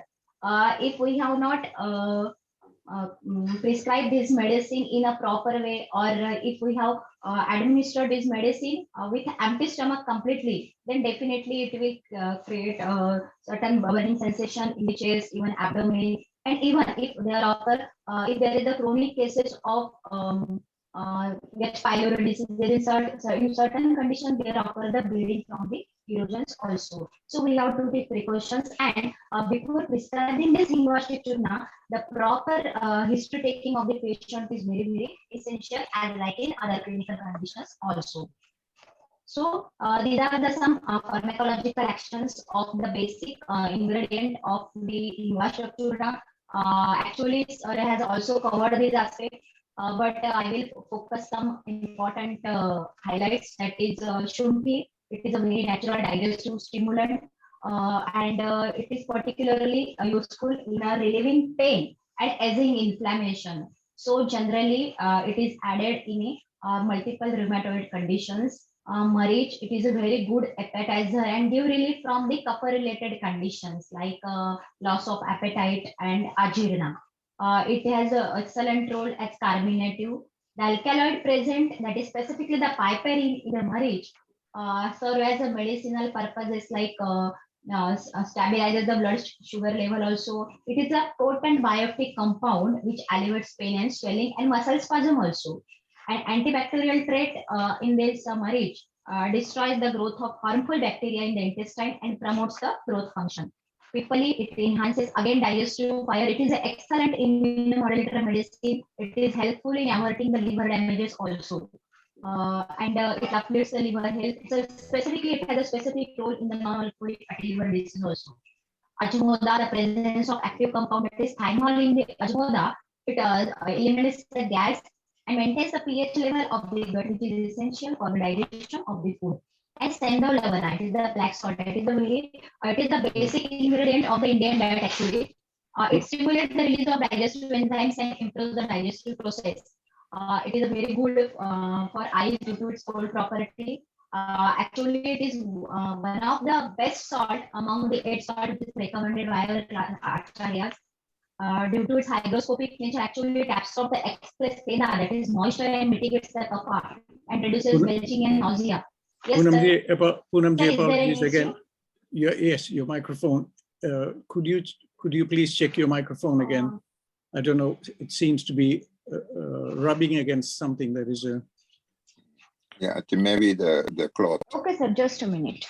Or Much maybe better. just remove the microphone and speak directly. That would help. Yes, sir, now okay. Much better. Thank you.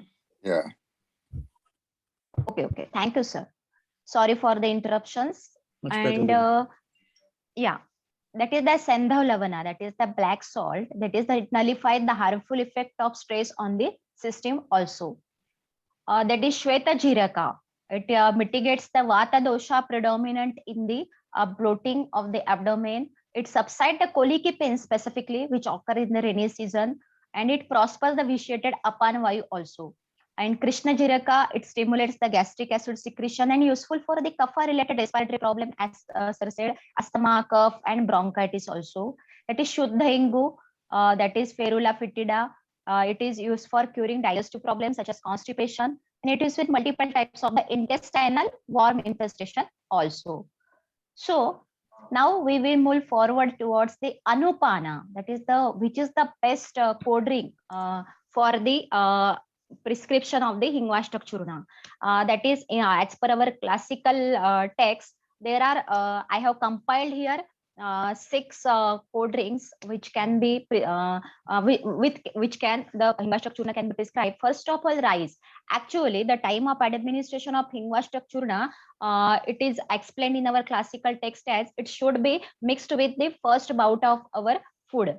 So it mixed with the rice. And even gruth can be, even clarified butter can be used as a code ring. Honey can be preferred. Lukewarm water can be used. Sharkara and even takra. So these are the different anupan for the Hingwashtaka Churna, and depending upon the type of clinical condition, nature of the patient, type of constitution of the person, age of the patient, we can select the appropriate type of anupan. For example, if their pitta prakriti is there or in raktasara patient is there, in certain condition, to avoid the irritation of the gastric mucosa, we can use gruta. Hingwashtaka Churna can be prescribed with gruta because due to the soothing property, gruth will reduce the burning sensation in the chest, and it will definitely reduce the irritant property of the Hingwashtaka Churna, because most of the ingredient of the Hingwashtaka Churna are quite tikshna ushna in nature. So gruth is the very best anupan for the Hingwashtaka Churna. Second one, honey.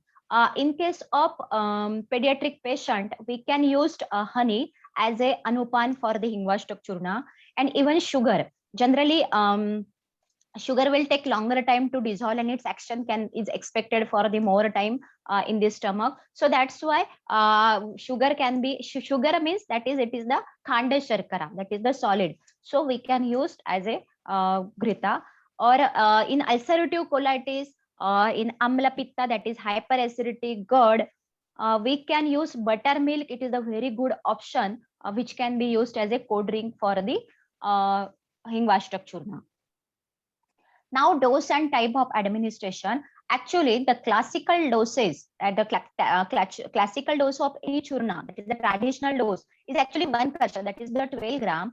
But as I said earlier, the Hingwashtaka Churna already it consists of the many ushna tikshna dravyas. So the practical dose of Hingwashtaka Churna is 3 to 6 gram in a single, or we can prescribe in a divided doses also. A second one, according to age, we can reduce this dose also. For example, below 5 year, we can prescribe that is half gram. In 5 to 14 year, we can prescribe 2 to 3 gram. Or in adult, we can prescribe it 3 to 6 gram. And actually the time of administration is the first bolus of the meal. But in certain conditions, for example, in dysmenorrhea, according to Ayurveda, there is the obstructions of the raja due to the obstructions in the apana vayu. Okay, so to rectify this, the the Hingwashtaka Churna can be prescribed before intake of food, that is in apan kala. So it will be the better timing. Again, the shelf life of the dose, actually the classical shelf life given for the churna given by the Sharangdar is 2 months. But according to the market preparations, we can store it in an airtight, if we store it in an airtight container. So 2 years it can be, we can preserve these medicines very well. Now, according to Ayurveda, how Hingwashtaka Churna is beneficial in our clinical practice. Actually, it helps to digest the food and provides relief from indigestion and flatulence due to its dipana and pachana properties. It corrects the loss of appetite due to dipana properties. It mitigates the abdominal pain due to its vata balancing properties. It manages the symptoms of rheumatoid arthritis, sciatica, even joint pain, stiffness in upper back, low back, pain in swelling in the various joint. So such type of condition which are associated with the amma, that is the biotoxins. Amma is nothing but it is the unstable free radicals which are harmful and which are produced as a result of undigested material, or it represents the weak digestive fire. So, and this AMA, that is the various biotoxins, are responsible for generating the various types of degenerative conditions or multiple types of clinical conditions. So, the clinical conditions associated with the AMA and kapha, vitiated kapha, in this case, Hingwashtaka Churna, it is the best option in the initial stage. According to modern, actually, all the ingredient in the Hingwashtaka Churna are pungent in taste, that is the katu rasa in Ayurveda. So this promotes the gastric juice and facilitated digestion. It also stimulates taste bud. Generally, we observed that generally in a gastric problem, there occur the loss of appetite, nausea, excessive salivation in the mouth. So to rectify all these clinical issues, Hingwashtaka Churna work very efficiently in this condition. It produces the reflex secretion of the gastric juice, and it induces the gastric secretions also. And it stimulates the gastric acid by the stomach, which is essential for the digestion of the food. Now, there are the two concepts which is elaborated by our Ayurveda, that is Dipana and Pachana, which are closely related with the digestion and metabolism of maybe fat, maybe protein, maybe carbohydrate in the body. So, actually, Dipana, it is nothing but it increases the digestive fire. And Hingwashtaka Churna plays a very well role to induce both Dipana and Pachana. In Dipana, the stimulation of the appetite takes place by increasing the gastric secretion of the stomach. Maybe second mechanism, maybe there stimulation of vagus nerve, that is pilocarpine, that controls secretion of gastric juice. Third mechanism, maybe it stimulates the gastropharyngeal nerve, which increases the digestive juice essential for the arousal of the appetite. And the stimulation of fundus and pylorus of the stomach. It is maybe one of the fourth mechanism which induces the Dipana function of the Hingwashtaka Churna. On the other hand, that is Pachana, that is which takes place, that is Pachana, that is the digestion and various metabolic process which occur due to the various enzymes, due to the various hormones at the GIT as well as the cellular level. It may occur due to the stimulation of vagus nerve, which secretes the gastric juice in a cephalic phase. It may stimulate the duodenum, which leads to secretion of various digestive enzymes and hormones. And it stimulates the liver to secrete the biles. And it stimulates the pancreas to secrete the pancreatic juice, which are helpful for the digestion of the fat. So I have already told. Yes, thank you. Poonamji, I'm going to draw this, your presentation. Yes, sir. Yes, sir. To a close. We are running. Yes, sir. Sorry. to the end of our time. Now, you have shown us in very great detail the different ways in which you are using this formulation. And one question that has come up is about the Aushadhi Seva Kala. Is there something Yes, you sir. want to specify very, Yes, sir. very briefly? And then we will go on to our discussion section, partly because we're running out of time. These events are meant only to be a taster. We want to give people a good introduction to traditional Ayurvedic medicine. What you have done today is given as a great detail the benefits of this and how they are to be used. Pavanji and yourself, you have taken us into the depths. We will save some time for questions. The question Yes, that sir. came up was about Aushadhi Seva Kala. What time and when is it to be administered? Is it only just before food, or are there different times of the day when you administer this? So, Yes, sir. Yes, sir. According to our classical text, there are the 13, that is 1-3, Aushad Sevan Kala are narrated. Depending upon the nature of pathophysiology and involvement of the various factors involved in the pathogenesis of the disease, we can select the appropriate time of administration of the particular medicine. For example, that is Hingwashtaka Churna specifically acts over the Pachak Pitta, Samanavayu and Apanavayu. So if there is some involvement of Apanavayu in case of any disease, then in certain condition we have to advise, that is Hingwashtaka Churna before administration of the food. If there occur involvement of Samanavayu and Pachak Pitta, then we have to advise along with the food, that is in between the food, or we have to mix the medicine with the bolus of the food. If we have to prescribe some medicine for the Rasayana purpose, that is immunomodulation purpose, or in certain cases we have to advise, or we have there is some involvement of Vanavayu, then in certain cases we have to prescribe the medicine just after the food. So there are the 13 Aushad Sevan Kala was described by our Acharya, and considering the pathophysiology of the disease and the factors, we have to take the decision. And we have Poonamji, to thank you so much. Yes, yes. I want to Sir. please stay with us. You know, this. Yes, sir. These are the kind of technicalities. I want to thank Rajan Patankarji joining from Mumbai for flagging this point about the Aushadhi Sevan Kala, and you are very clearly specified 13 different types. Now, I want to use this one point to open up our discussion to show, number one, there are many traditional formulations that can benefit people across the world. Not only in India, they can be used anywhere. And that's one function of this event. Number two, I want to specify here the need for training. That means those specific points that you have raised and that Pavanji has raised and that Dr. Gudgama has raised, they are very specific details, but they are very defined details. So for people who can master this, they can become a safe Ayurveda practitioner. That means they have understood some of the subtle aspects. And I want to bring into this discussion now Sri Naran ji, who's joining us from Delhi. Poonamji, we enjoyed your presentation. So number one, thank you. If you stop sharing your screen, there are many more details here. Your details, contact details were in your first slide, so people can revisit and they can come to you and ask certain questions if they wish to. Yes, sir. Please, thank you again for your very, very clear presentation.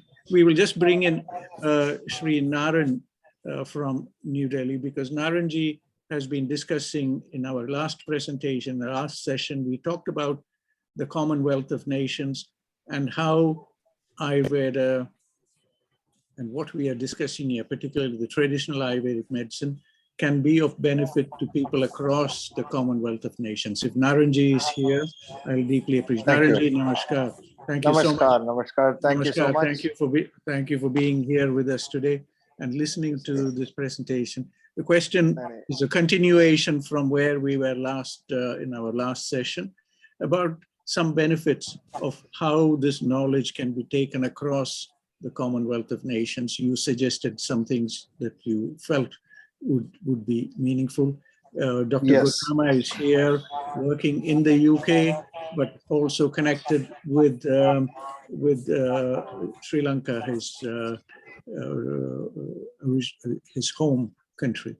They're all members of the Commonwealth of Nations. Please tell us, how do we take this Yes, thank you very much. I think first is to, today, unfortunately, the Sri Lankan representative could not come.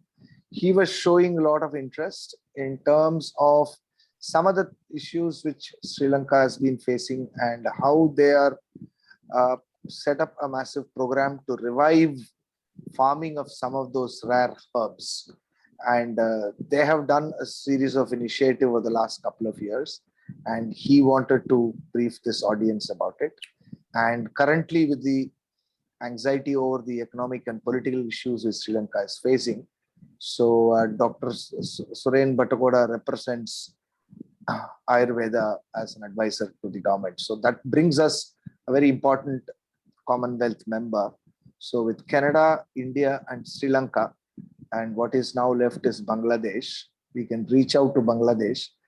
And be 4 of these strong Commonwealth nations. And with the new Secretary General representing UK, and UK has a very mature practice.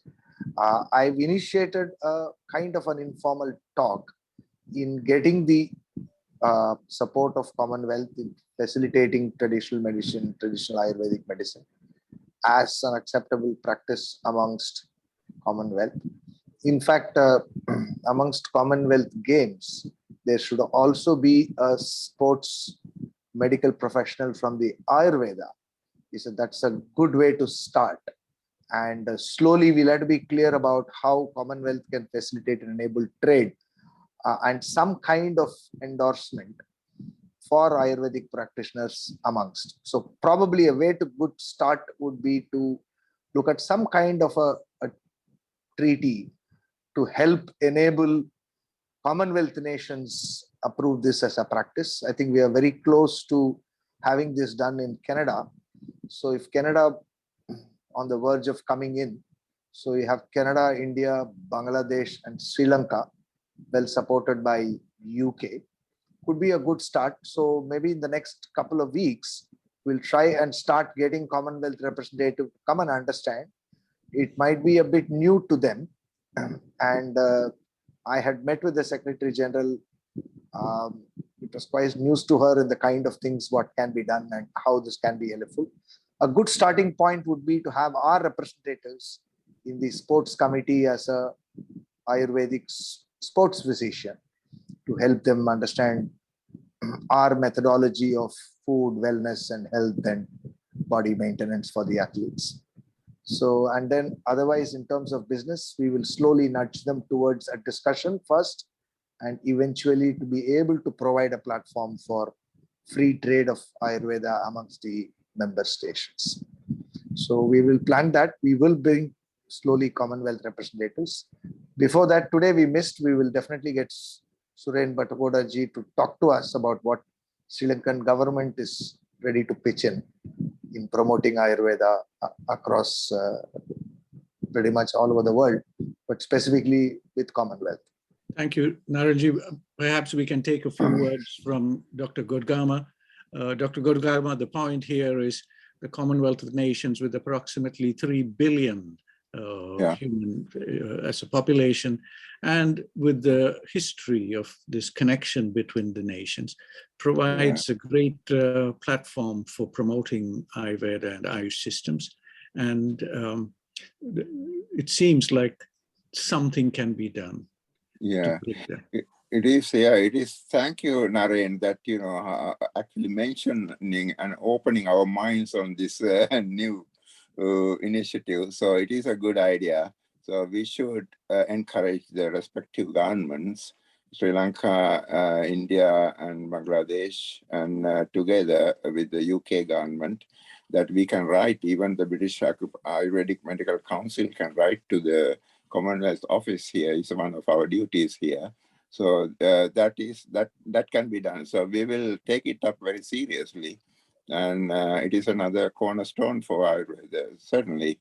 So we will get the backing from both governments, India and Sri Lanka, and also the backing from UK, because we have the Amarjit Bamra here is the secretary of the All-Party Parliamentary Group for Indian Health Sciences. So he will support us on this initiative. So we will take it up very seriously.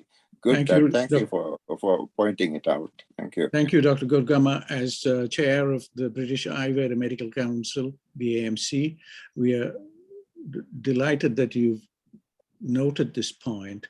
Canada is particularly strong because Canada has now a code on their employment and their skills registry for the federal government specifies Ayurveda. So there is something we can learn from Canada for UK and from UK and India together for all of the Commonwealth of Nations. Thank you, Naranji. Thank you for your efforts to keep this one point alive.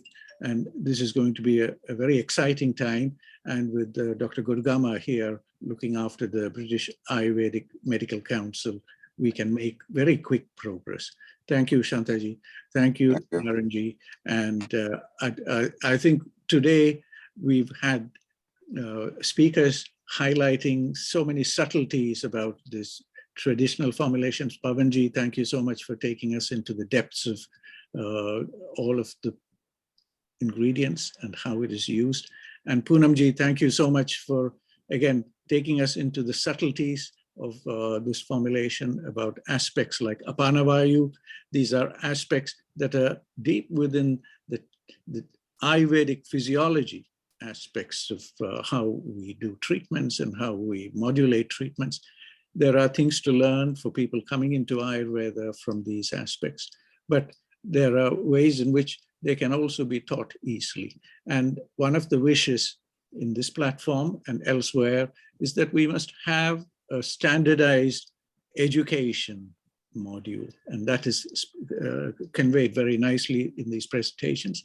The education module, there is something that is prescribed by the World Health Organization, which runs into thousands of hours, 5,000 hours, which may not be the best for many parts of the world who are new to Ayurveda. And there is one 800-hour system that is being developed by the Rashtriya Ayurveda Vidyapith, RAV, in New Delhi.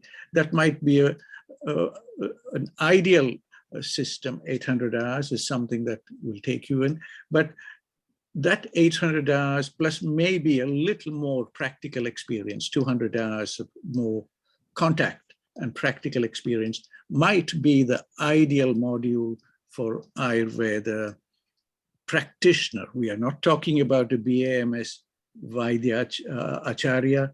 We are not talking about a specialist with the MD or an MS. We are not talking about a PhD level researcher in Ayurveda. We are talking about, we use a phrase called an Ayurveda practitioner in the West, something that will give a person a good understanding of how formulations are to be used, what are the indications, and what are the side effects, if any, to look out for, and how to use these formulations safely. This is an extended discussion, and the Commonwealth provides an excellent platform where we will be able to raise these points and see whether everybody understands this. And together with Dr. Gurgama, together with our practitioners here, together with people like Sundarji joining us from Himachal, that dialogue can extend in many, many directions. And hopefully we can accelerate this whole process of more nations of the world becoming aware of Ayurveda, the richness of Ayurveda, the richness of the formulations that are there, how safely they can be used. And together with experts like Poonamji and Pavanji here today with us, and their friends and colleagues and the platforms they host, we will learn much more, and we'll be able to get a strong message out to the world very swiftly. With those words, I draw this, my part of the event to close. And one last minute. Thank you. Shantaji, please. This is a very important question, very quickly. If Pavan is here, I would like to ask him. If not, anybody in the audience can reply to my question. As a general rule, in clinical setting, we advise as a precaution not to take asafoetida more than 2 months. So if that rule still applies or it can be changed. We have so many experts here, Shantaji. Thank you so much. Yeah. Maybe Sundarji can answer this. Ashleshaji from Chicago will be able to answer this. Yeah. Poonamji will be able to answer, or Pavanji. I don't know who would like to answer. Sundarji, namaskar. Sir, namaskar. Yeah. Sir, definitely, I would like to say something. There is no definite rule regarding period for how much time we can take this medicine.